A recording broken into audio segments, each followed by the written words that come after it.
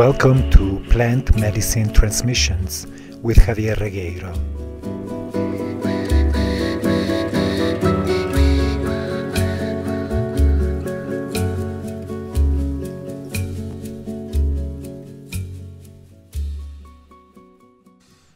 Welcome back to Plant Medicine Transmissions. My name is Javier Regueiro.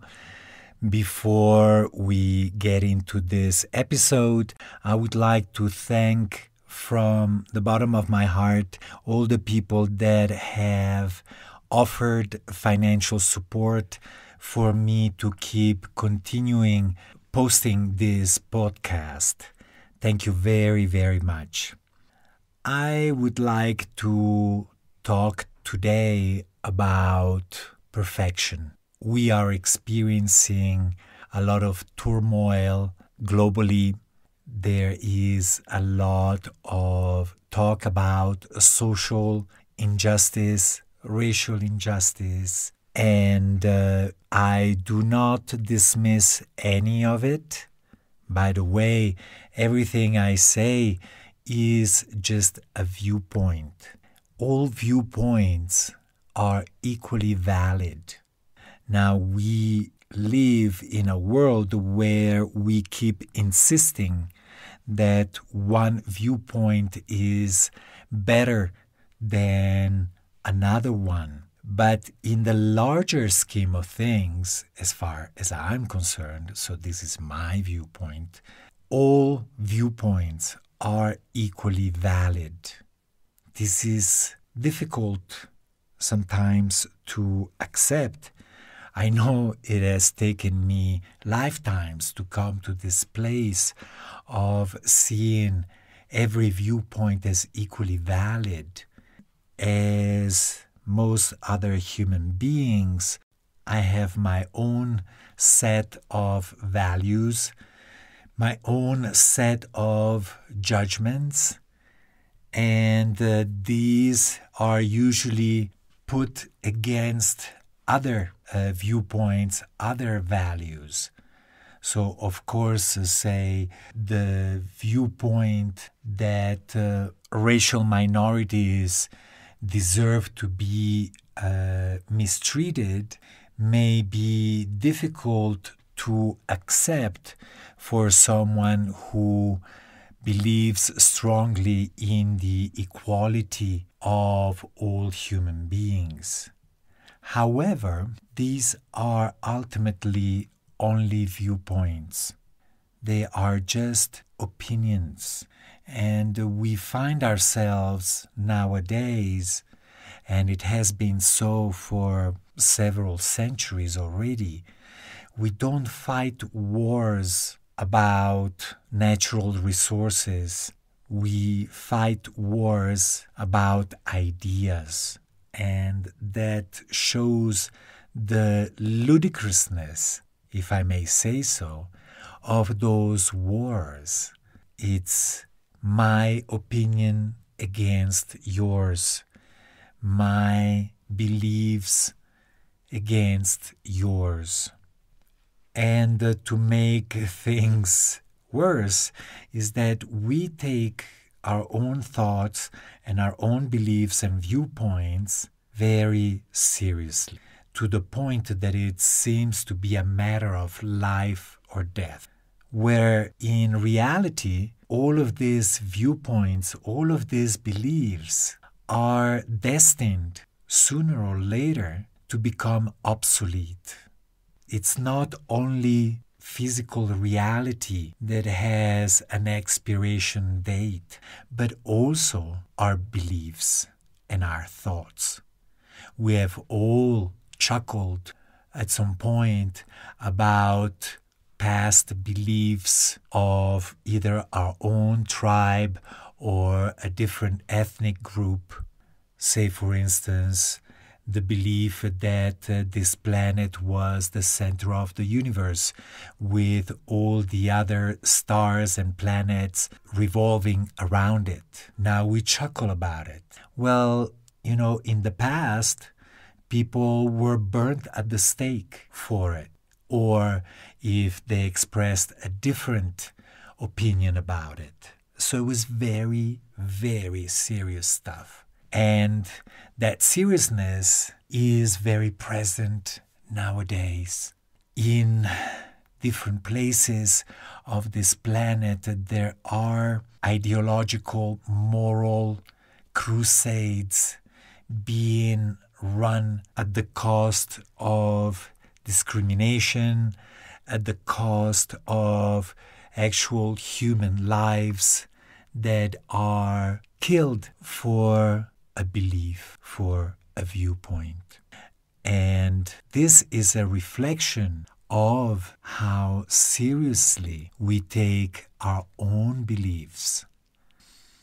As I have mentioned in another episode of this podcast, seriousness is always a sign that we're missing the point. The point being that everything is in flux, everything is subject to change. So even those beliefs that we hold dearest, most sacred, or that we are most attached to, are bound to expire sooner or later. Our attachment to these viewpoints has little to do with the validity of that viewpoint, but all about our own ego, our own identity, our own desire, need to feel that we are right, that we know better, that we are above other people, that our ideas are smarter than others. So it's an ego trip, and any ego trip is fed by seriousness, by insisting that our thoughts are true, they're valid, and they are more valid than anybody else's. So let's talk about this viewpoint, my own present viewpoint, that the world is perfect as it is.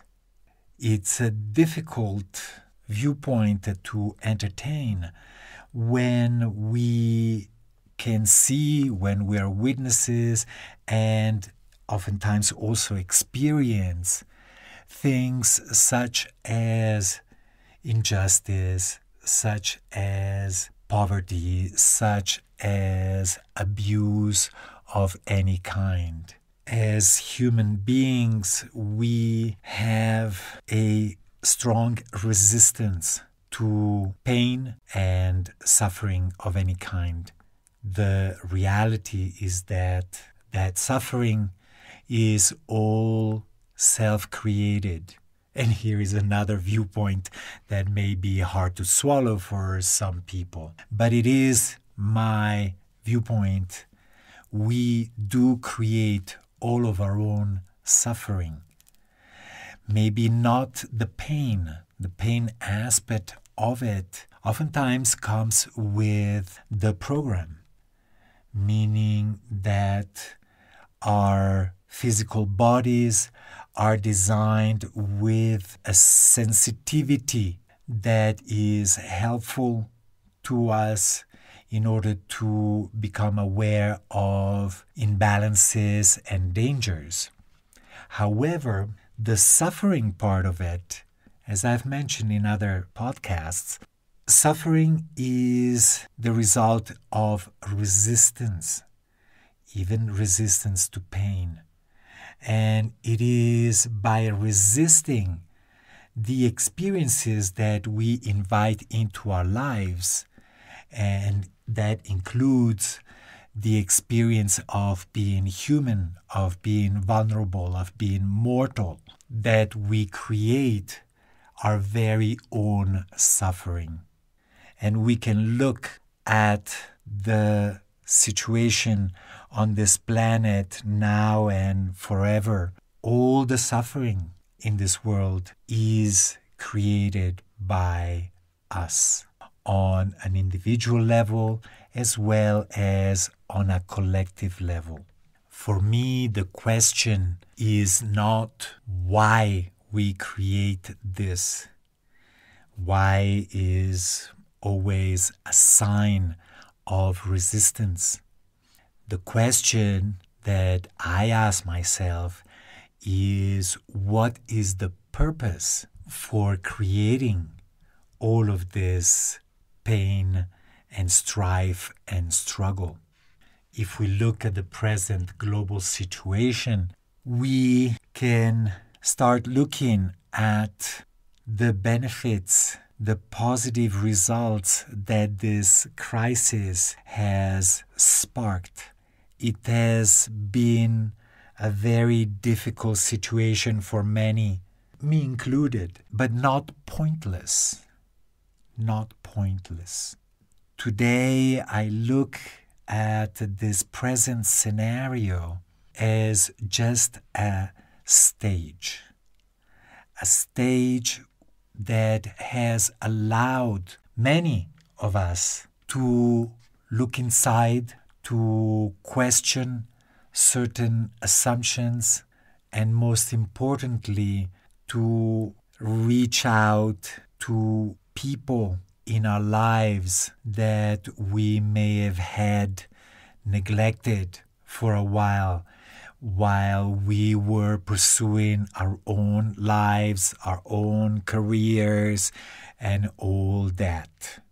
I see how in times of strife, in times of conflict, of war, our own human nature, what is most beautiful and precious about being human, finally resurfaces. We have had in this crisis an opportunity to show our solidarity, our support, our love and affection more than we may have had in the last few months or years. Strife brings us together more than anything else. And in these times of increased individualism, maybe this was needed, but definitely, if not needed, definitely beneficial in helping us think beyond our own selves, beyond the 3-4 people closest to us in our lives, and expand and open our hearts to larger numbers of people, including the whole of the human race, and possibly even the whole of creation.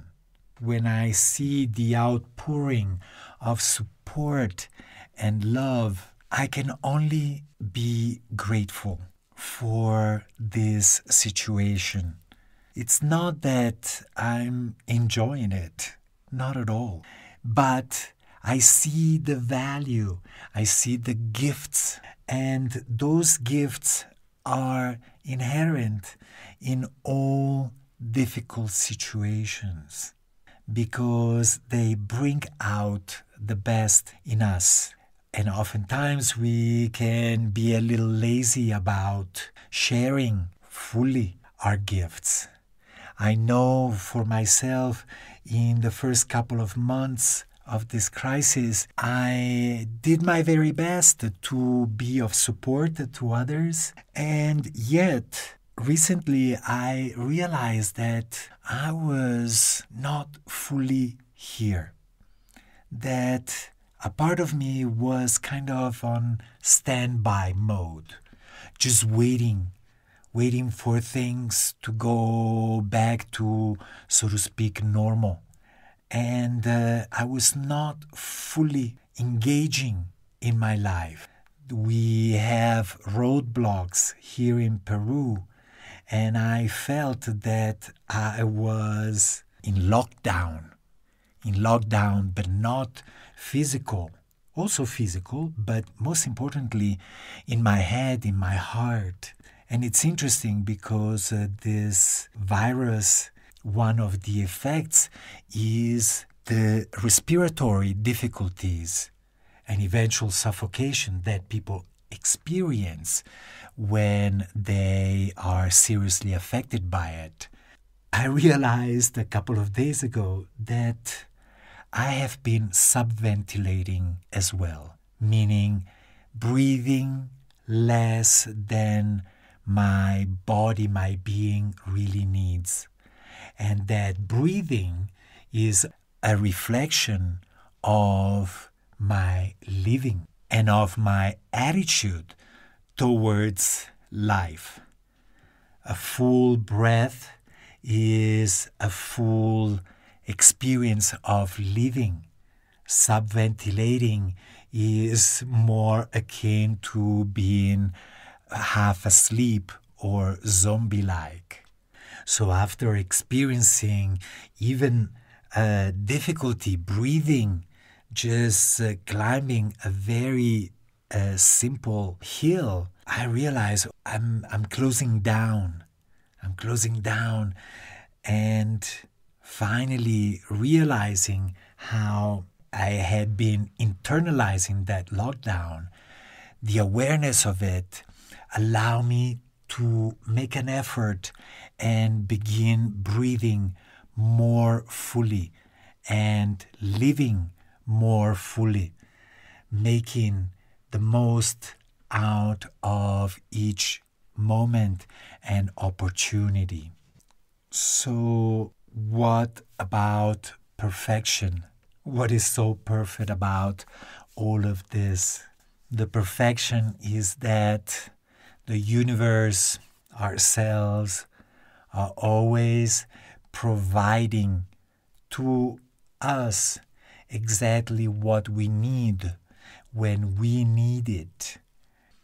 It is not about feeling happy and uppity every moment of our lives. And it isn't necessarily about fixing the ills of this world, meaning the ills that we have, human beings, created ourselves, even though that's always welcome.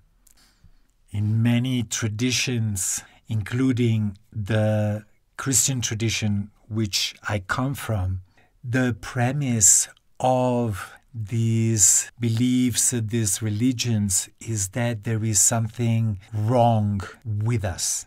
And therefore, these practices and religions are all devoted to fixing who we are and saving our souls, saving ourselves, which we then extend to saving the planet, saving the whales. Frankly, honestly, I am no longer interested in saving anything or anybody, because everything is already perfect, because we are already perfect. And there is only one thing to do, is to realize that in our minds and accept that in our hearts. As long as we keep projecting our own sense of inadequacy, the belief that there is something intrinsically wrong with who we are, and try to fix that within ourselves or out in the world, we are kind of missing the point. We are trying to compensate for our perceived shortcomings instead of nurturing that awareness inside ourselves that there is nothing to fix, that there is nothing wrong with who we are, with what the world looks like. That does not mean that we shouldn't care and that we should let things go their own way. We can always do our best offer our support in order to improve the quality of life of all creatures and this whole planet. But in my own opinion, it is best to do so from a place of non-judgment, from a place of seeing that everything is okay as it is, meaning that the situation as it appears to us is only a stage, an opportunity for us to grow, to remember, to learn. This place, this planet, is a large school. We are here to remember that we are already perfect, that we are divine beings, no matter what the denomination of that divinity, and that in that divinity and in that higher perfection, we are all the same. Blessings.